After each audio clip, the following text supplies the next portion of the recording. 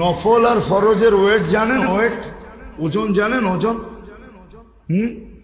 সৃষ্টি যেদিন থেকে সৃষ্টি করা হয়েছে আর যেদিন ধ্বংস হবে, সমগ্র সৃষ্টির সমগ্র বন্দেগী সব নফল। কি নফল না? না ফরজ? নফল।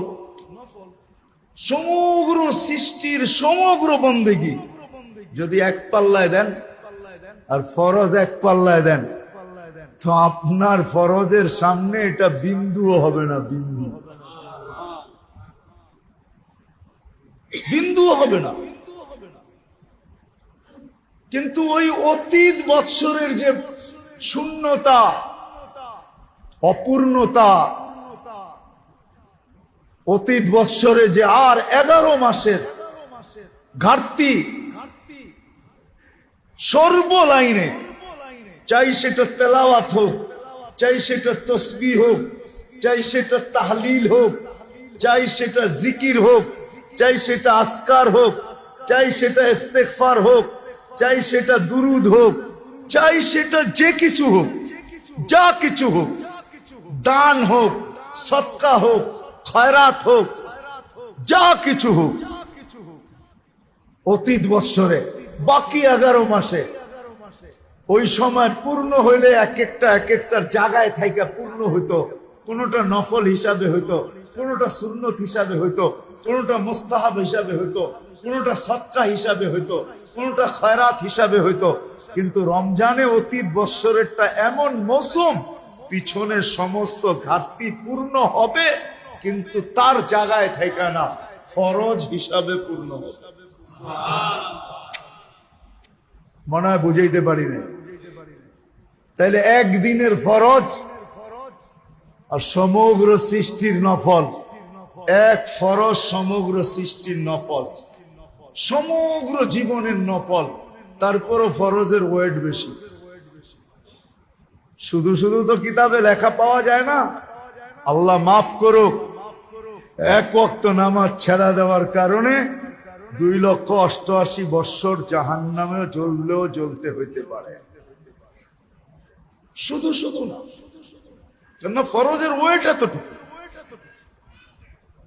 কিন্তু এই উম্মত জ্বলবে তো জ্বলবে কি করে, এটাও আমার বুঝে আসে না যে এই উম্মত জাহান্নামে যাবে কি করে, কি করে জাহান্নামে যাবে, এটা আমার বুঝে আসে না। আমি তো কোথাও টোকায়া পাই না এই উম্মতে জাহান্নামে যাওয়ার সুযোগ, কোন রাস্তা দেখি না যে এই উম্মত জাহান্নামে কি করে যাবে।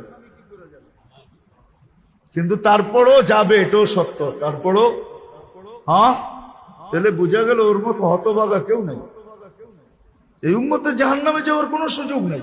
আমি আপনাকে দেখাইতেছি, আসসালাতু ইলা সালাতি কাফারা, যে 5 ওয়াক্ত নামাজ পড়ে সে বুকে হাত দিয়া বলতে পারে 24 ঘন্টার গুনাহ মাফ। কেন? হাদিস তো সত্য না মিথ্যা? হ্যাঁ, এখন হুজুররা কইব সগীরা গুনাহ মাফ হয়ে যায়, তাহলে আপনি সগীরা গুনার দলে, আরেক দল হুজুররা আছে যারা বলে কবিরা গুনাহ মাফ হবে। আমি কবিরা গুনাহ আলাদের পক্ষে, নামাজে কবিরা গুনাহ মাফ হয়। কি নামাজে মাফ হয় না? হয় না?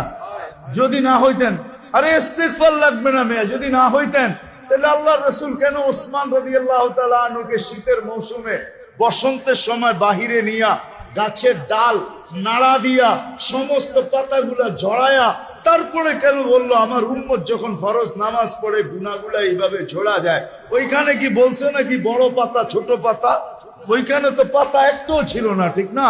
আল্লাহর রাসূল বুঝেইছে কোনো গুনাহই থাকবে না, নামাজ নিজেই ইস্তেগফার। আবার ইস্তেগফার কি? নামাজ নিজেই ইস্তেগফার, নামাজ নিজেই, নামাজ নিজেই জিকির। নামাজের চেয়ে বড় জিকির আছে কি? হ্যাঁ, নামাজের চেয়ে বড়, হ্যাঁ, আকিমিস সালাতা লিযিকরি, নামাজের চেয়ে বড় জিকির আবার কি?